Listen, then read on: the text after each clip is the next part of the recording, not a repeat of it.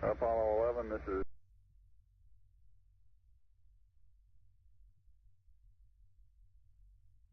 Houston. Your go for separation.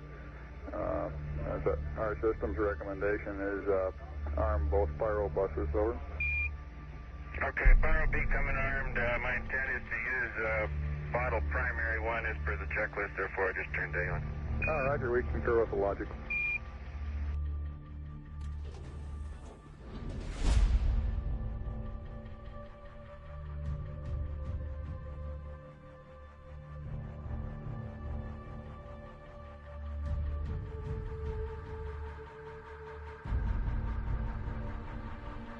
Alright, Neil, we need to rotate the spacecraft now.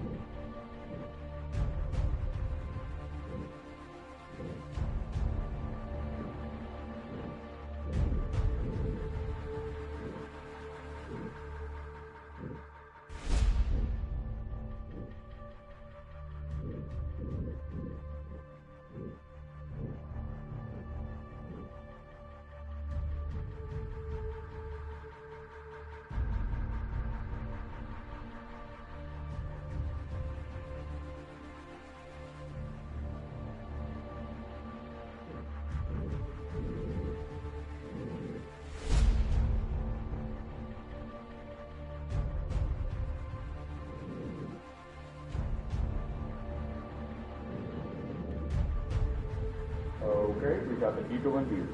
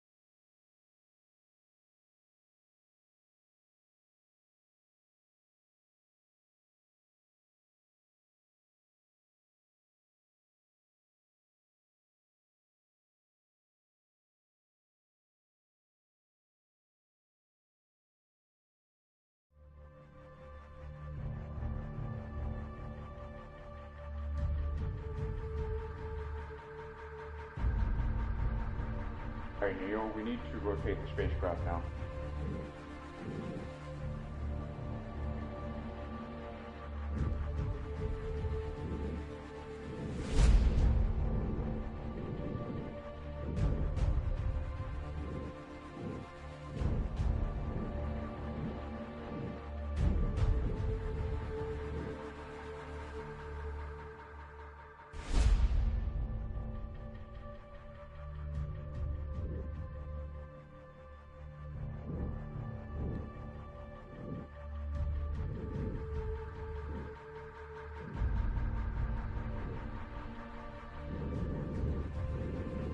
Okay, we got the Eagle in view.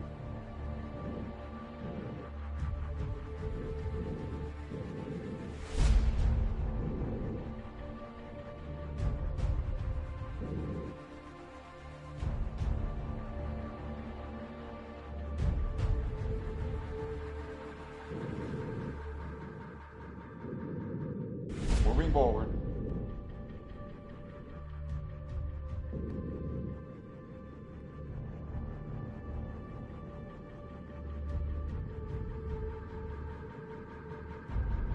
meters.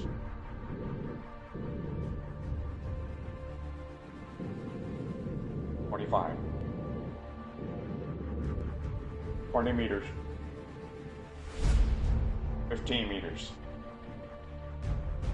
10 meters. Fast. 8 meters. 6, 5 meters. 3, 2 meters, 1 meter.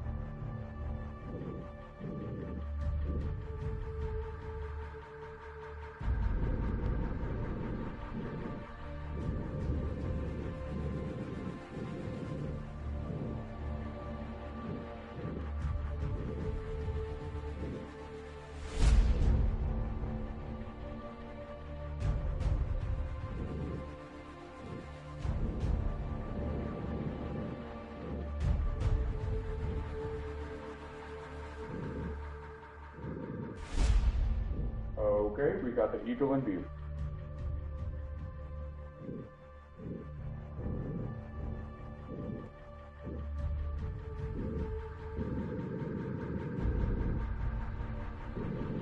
Moving forward.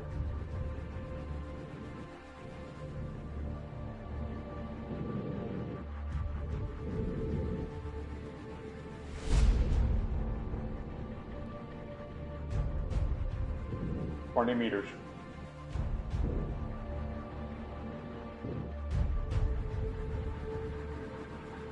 15 meters.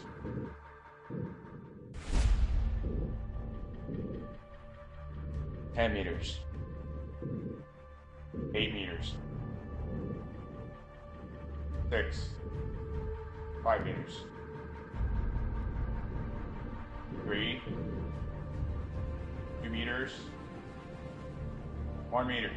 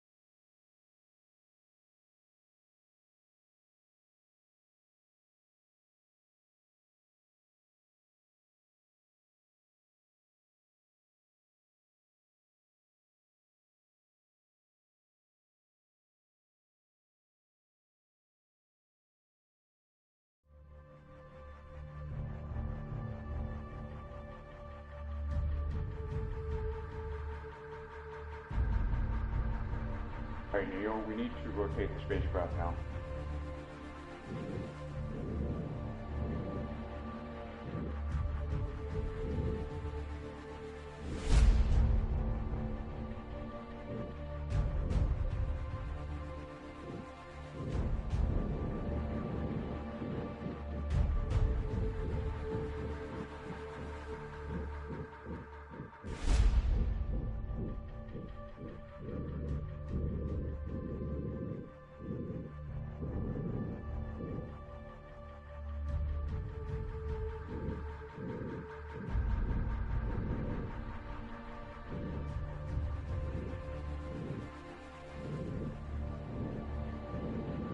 Okay, we got the Eagle in view.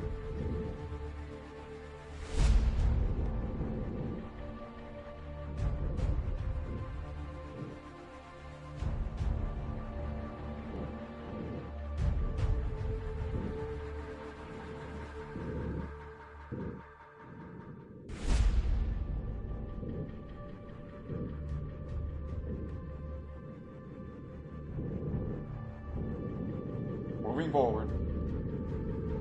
40 meters.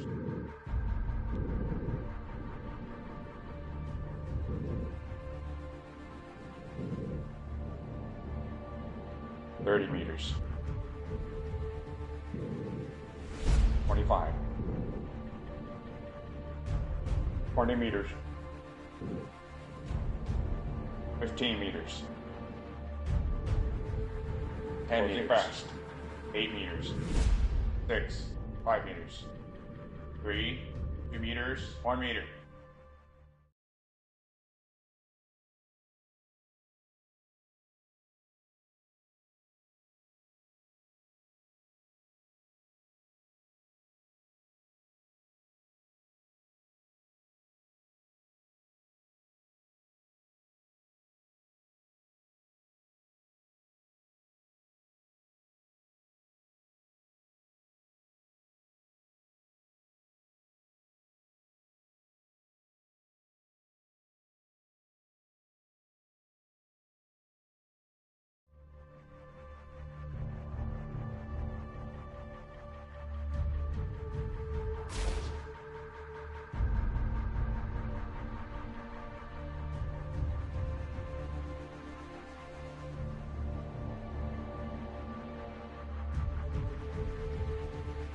Okay, we got the Eagle in view.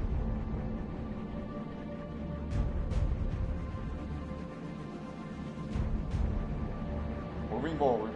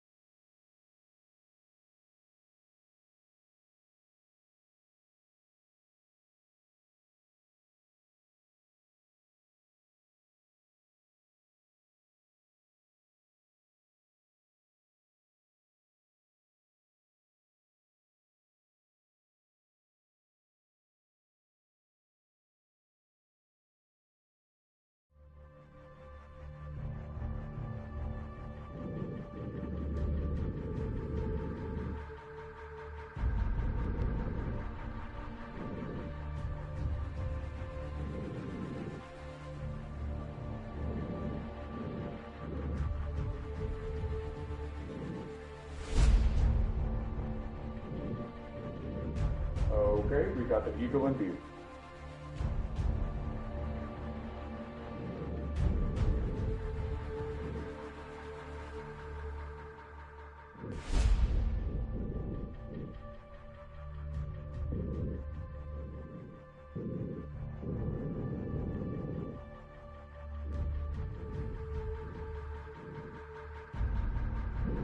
Moving forward.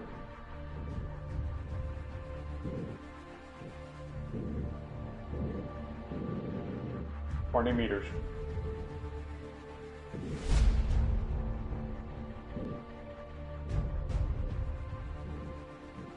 15 meters.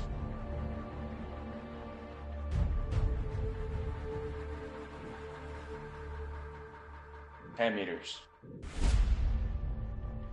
8 meters.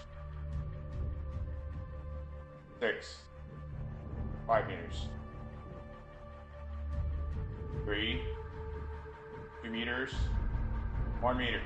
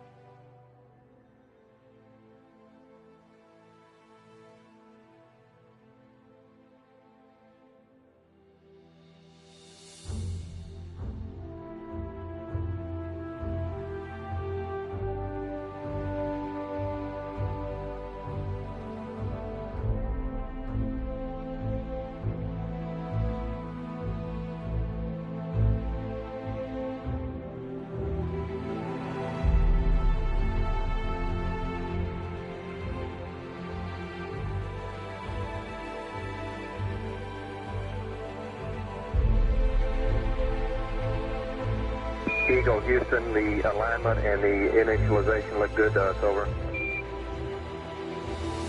Roger, thank you.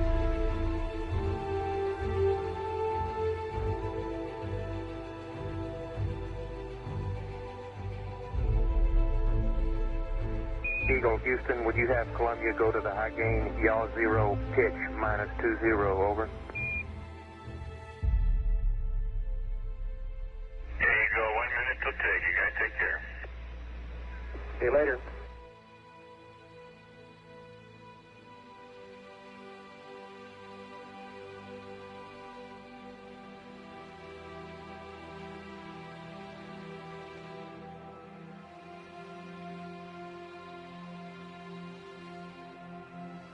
Apollo 11, Houston, we are go for undocking, over. Roger, understand.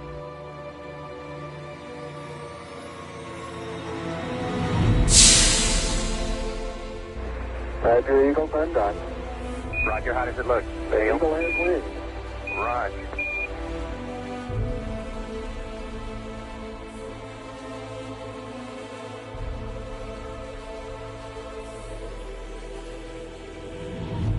Eagle, Houston, we see you on the steerable, over.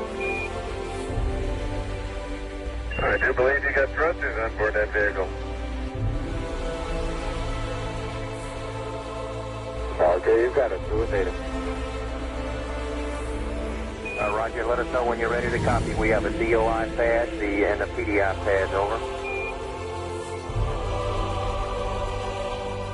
Guidance says we're go. Coming up on 5 minutes to ignition, Gene Kranz getting a go, no-go for descent. Okay, all flight controllers, I'm going around the horn. Make your go, no-goes based on the data you have for an LOS. See, we got it back. Give you another few seconds. We're going, fine. Okay, retro, go. Vital, go. Guide, go. Control, go. Telcom, go. GNC, go. Ecom, go. Surgeon, go. Capcom, we're go to continue PDI.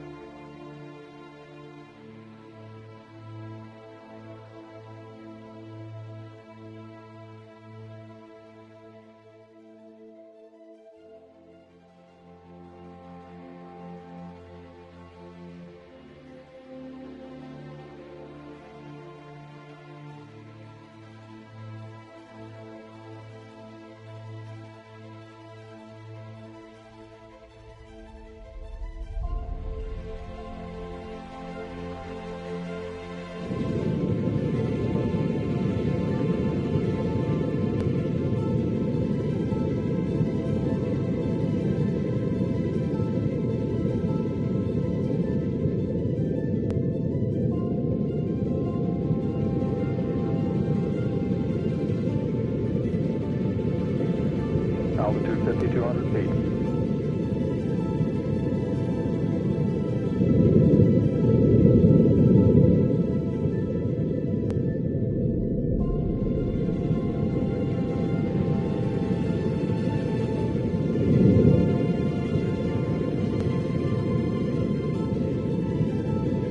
Altitude 4,200. Houston, you're go for landing, over.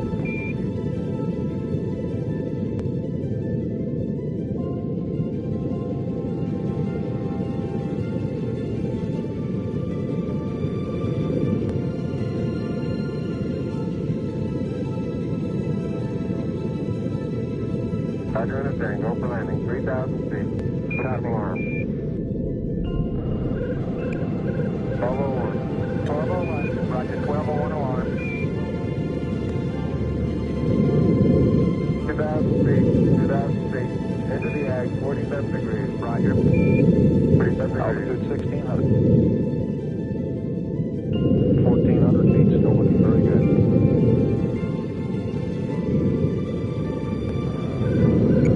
Roger, 1202. We copy it.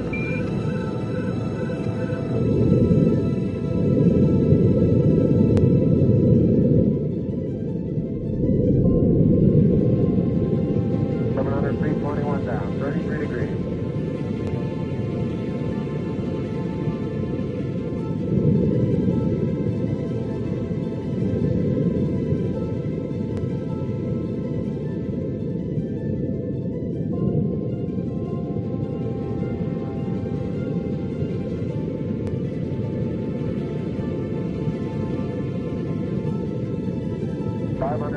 Feet down at 30, down at 15. At 400 feet down at 9. 200 feet down, 3.5. 47 forward. 60 seconds. 11 forward, coming down nicely. 200 feet. 4.5 down. 5.5 down. 100 feet. 3.5 down. 9 forward.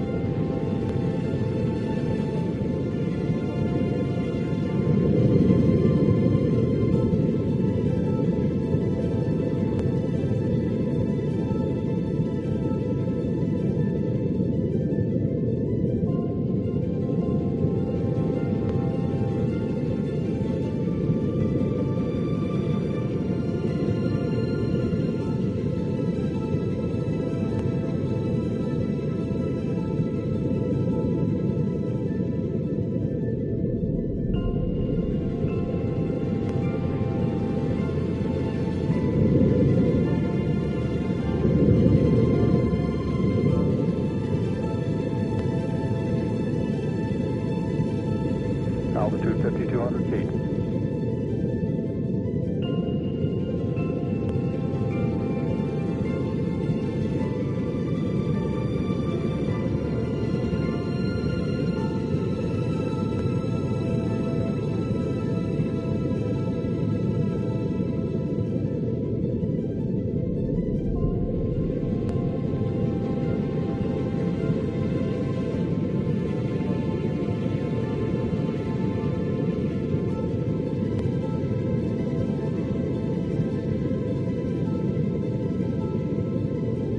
Altitude 4,200. Houston, you're go for landing.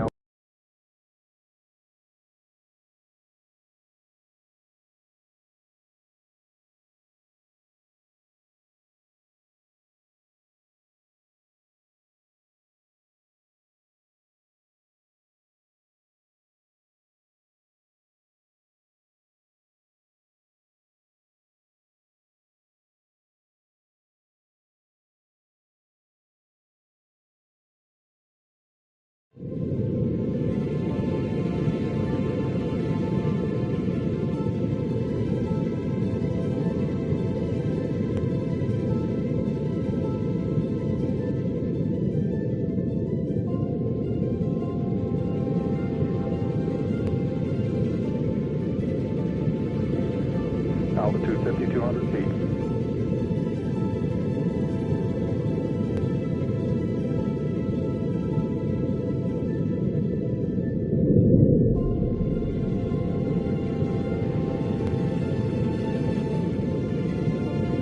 Altitude 4,200. Houston, you're go for landing, over.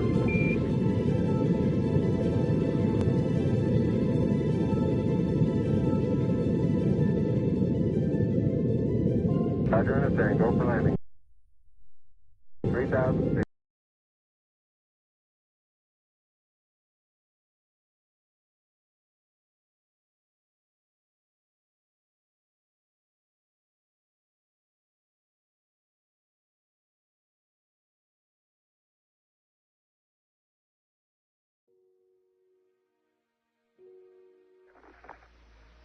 I'm at the foot of the ladder. The LEM footbeds are only depressed in the surface about 1 or 2 inches, although the surface appears to be very, very fine-grained as you get close to it. It's almost like a powder. Ground mass is very fine. I'm going to step off the LEM now. That's one small step for man, one giant leap for mankind. As the surface is fine and powdery, I can pick it up loosely with my toe. It does adhere in fine layers, like powdered charcoal, to the sole and sides of my boot. I only go in a small fraction of an inch, maybe an eighth of an inch, but I can see the footprints of my boots and the treads and the fine sandy particles. Yeah, this is Houston. We're copying.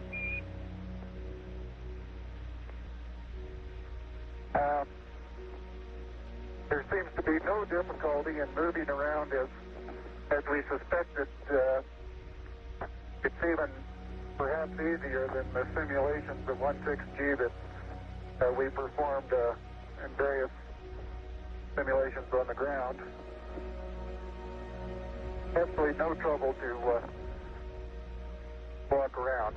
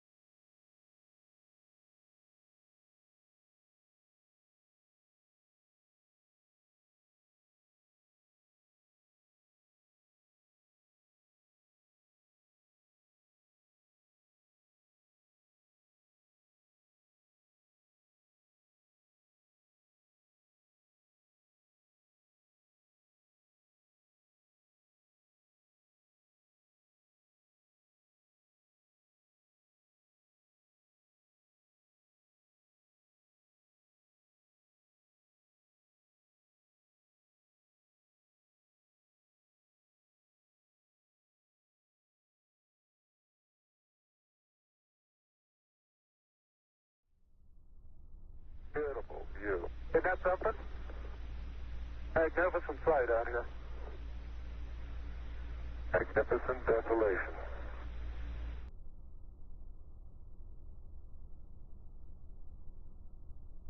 It's a little difficult to dig through the It's very interesting. It's a very soft surface, but here and there where I plug with the contingency sample. The laser ranging retroflector experiment was deployed on Apollo 11, 14 and 15.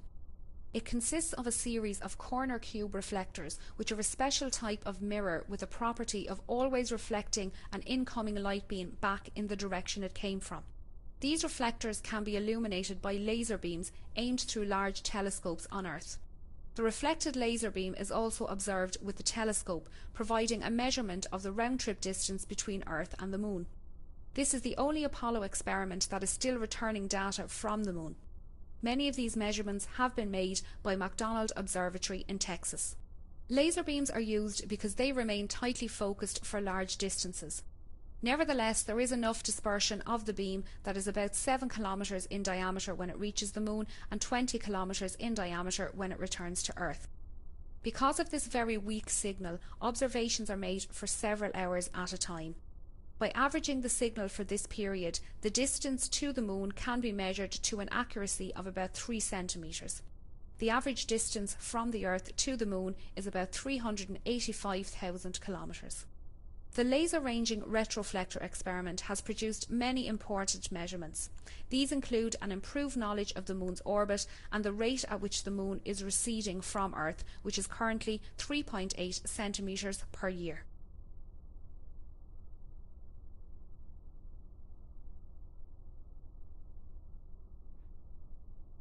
The passive seismic experiment detected lunar moonquakes and provided information about the internal structure of the Moon.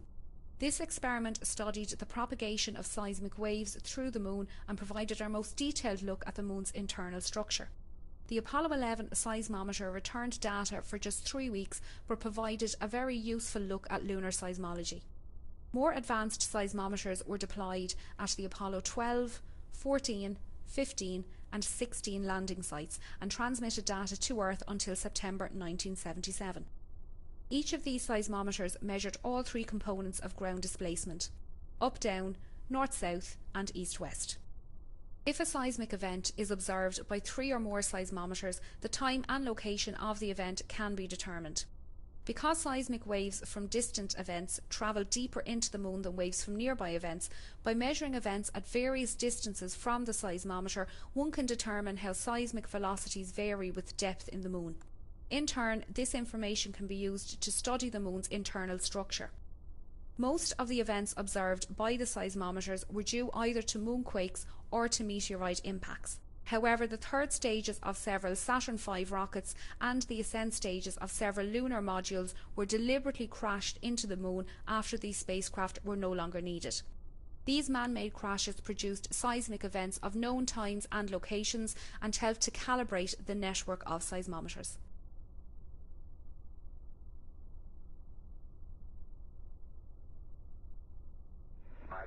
I'd like to evaluate the various paces that a person can traveling on the surface.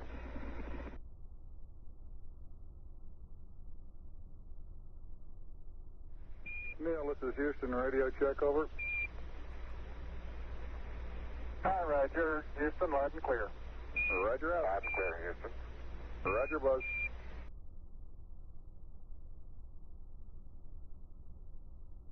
I believe I'm out of your field of view. Is that right now, Houston? That's affirmative, Buzz.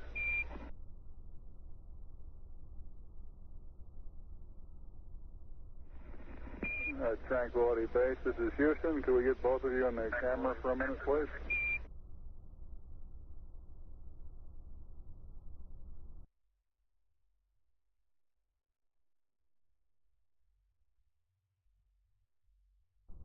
I want to back up and partially close the hatch. Making sure not to lock it on my way out.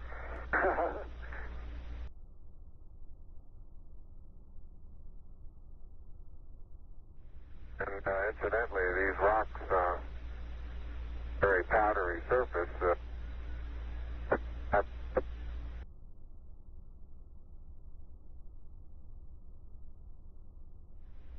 Neil, this is Houston, based on your camera transfer with the LEC, do you foresee any difficulties in SRC transfer over? Difficulties in SRC? Negative.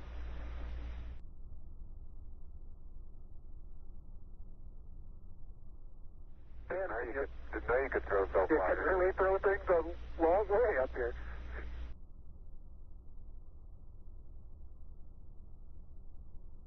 Okay, it's quite dark here in the shadow and a little hard for me to see that I have good footing. I'll work my way over into the sunlight here without looking directly into the sun.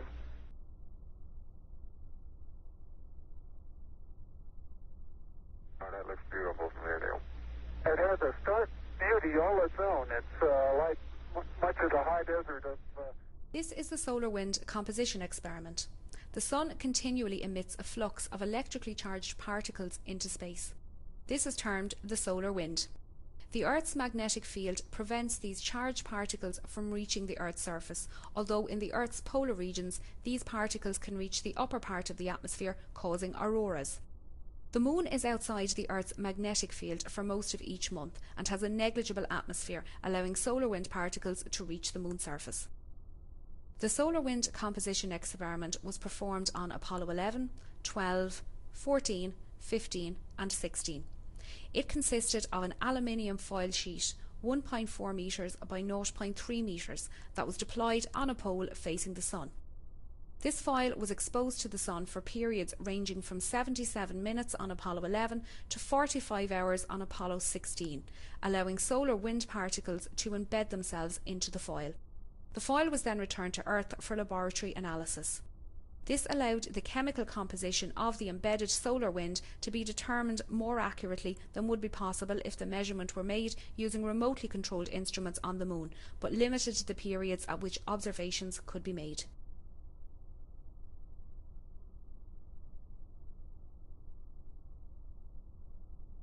I've noticed several times in going from the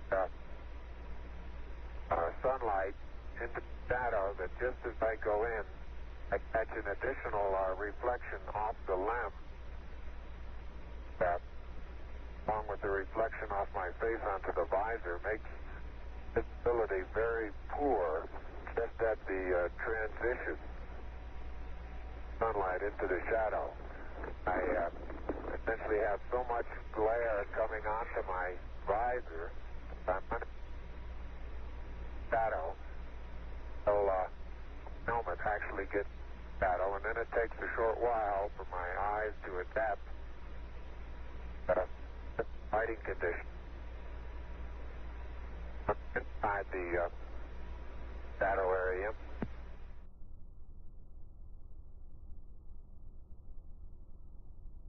My pocket open, but Yes, it is. It's not up against your suit, though. Hit it back once more. More toward the inside. Okay, that's good.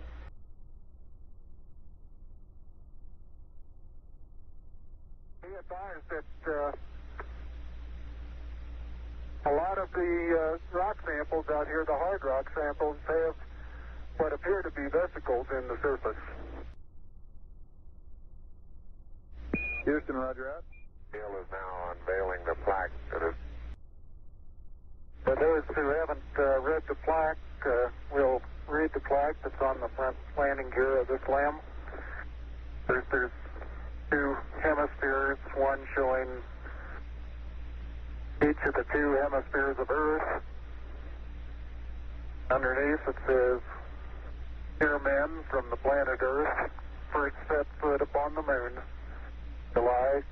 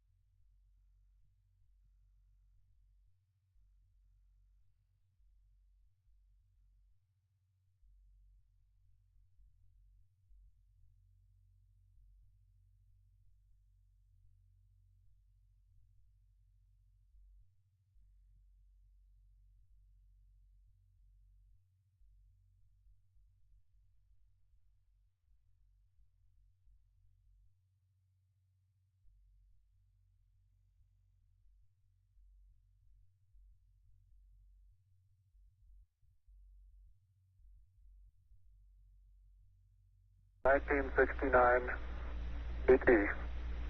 We came in peace for all mankind. It has the crew members' signatures and the signature of the President of the United States.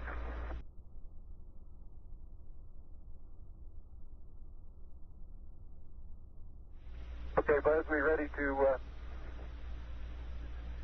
bring down the camera? I'm all ready. I think it's 2 miles squared away in good shape. Okay.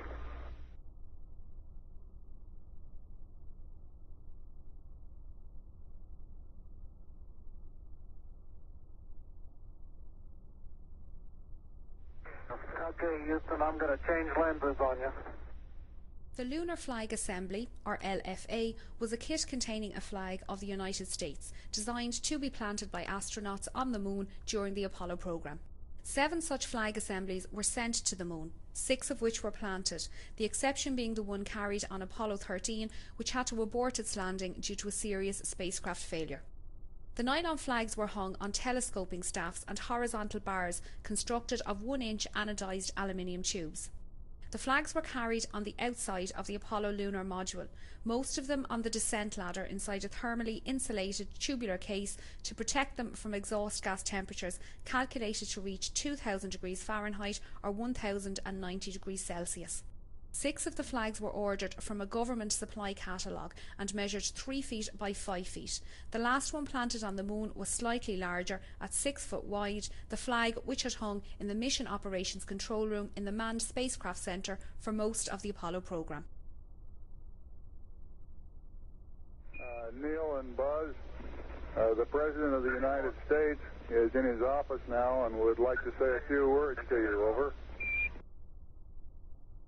That would be an honor. Go ahead, Mr. President. This is Houston out. Hello, Neil and Buzz. I'm talking to you by telephone from the Oval Room at the White House. And this certainly has to be the most historic telephone call ever made. I just can't tell you how proud we all are of what you do. For every American, this has to be the proudest day of our lives. And for people all over the world, I am sure they too join with America in recognizing what an immense feat this is. Because of what you have done, the heavens have become a part of man's world. And as you talk to us from the Sea of Tranquility, it inspires us to redouble our efforts to bring peace and tranquility to Earth. For one priceless moment in the whole history of man, all the people on this earth are truly one. One in their pride in what you have done, and one in our prayers that you will return safely to Earth. Thank you, Mr. President. It's a great honor and privilege for us to be here representing not only the United States, but men of peace of all nations, men with interest and a curiosity and with a vision for the future. Honor for us to be able to participate here today. And thank you very much, and I look forward, all of us look forward to seeing you on the Hornet on Thursday. The descent engine did not leave a crater of any size. It has about 1 foot clearance on the ground. We're essentially on a very level place here. I can see some evidence of rays emanating from the descent engine, but very insignificant amount.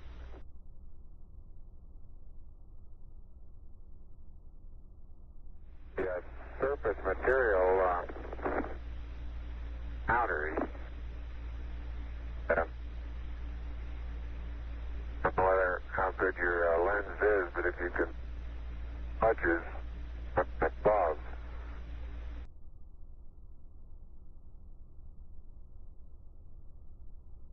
Hey Neil, didn't I say we might see some purple rocks? Find the purple rocks? Yep.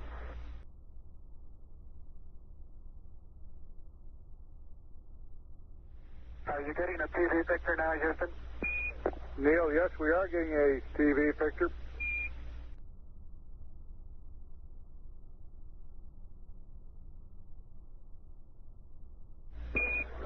Neil, this is Houston. We're getting a picture. You're not in at the present time. We can see the bag on the LEC being moved by Buzz, though. Here you come into our field of view.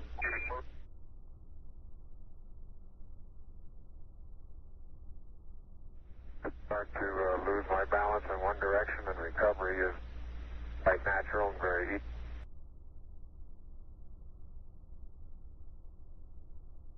And moving arms around Jack doesn't...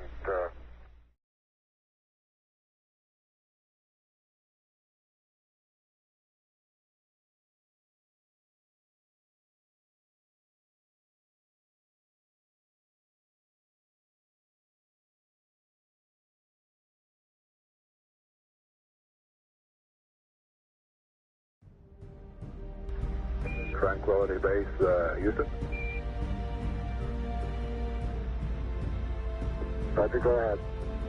Roger, our guidance recommendation is pings, and you're cleared for takeoff. Roger, understand. We're number one on the runway. Roger.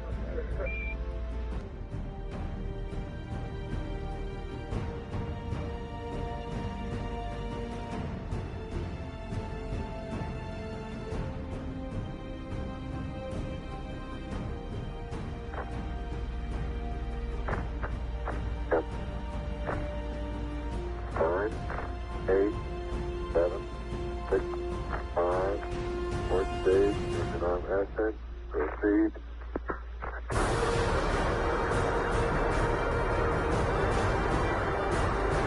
Beautiful. 26, 36 feet per second up. 5 to pitch over. Very smooth. Balance come along. Very quiet ride. There's that one crater on there.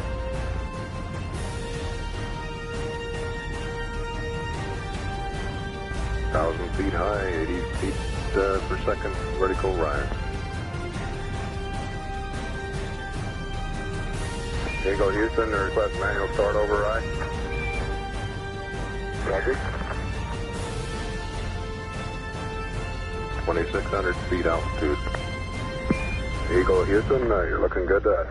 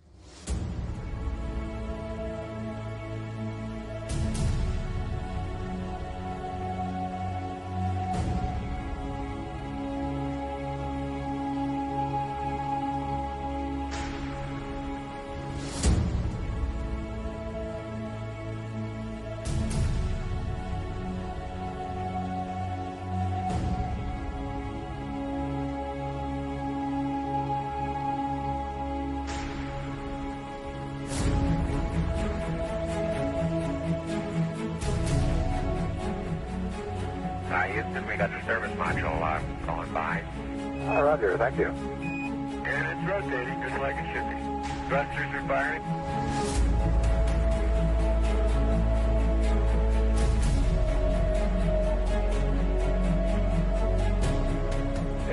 nautical miles high. Velocity 33,000 feet per second.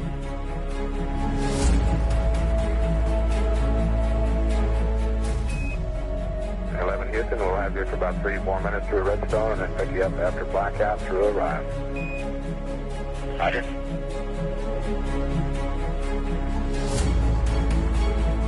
Guidance reports Apollo 11 right down the middle of the corridor.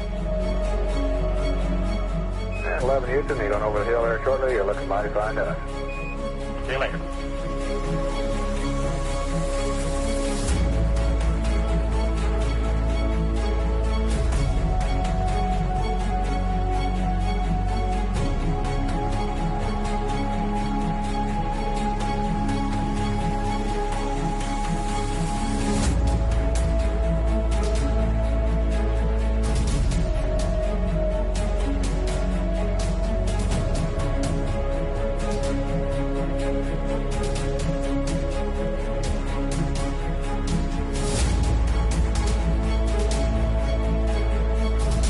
I believe that this nation should commit itself to achieving the goal before this decade is out of landing a man on the moon and returning him safely to the earth. No single space project in this period will be more impressive to mankind or more important for the long-range exploration of space, and none will be so difficult or expensive to accomplish.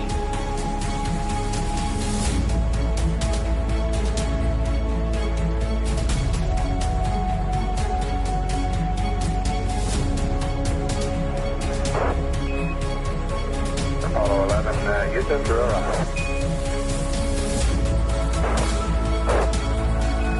Apollo 11, Houston, end of line, Airbus has a visual contact.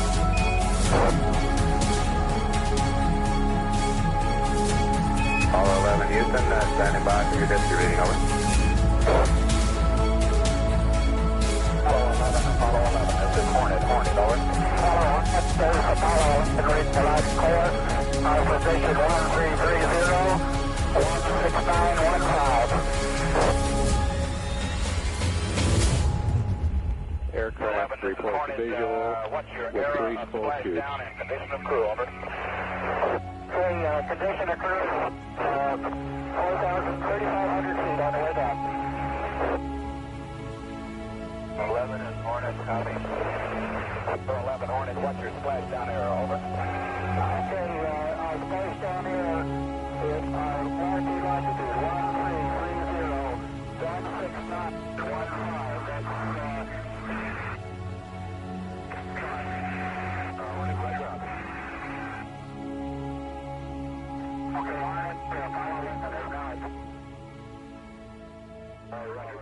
Don't shoot.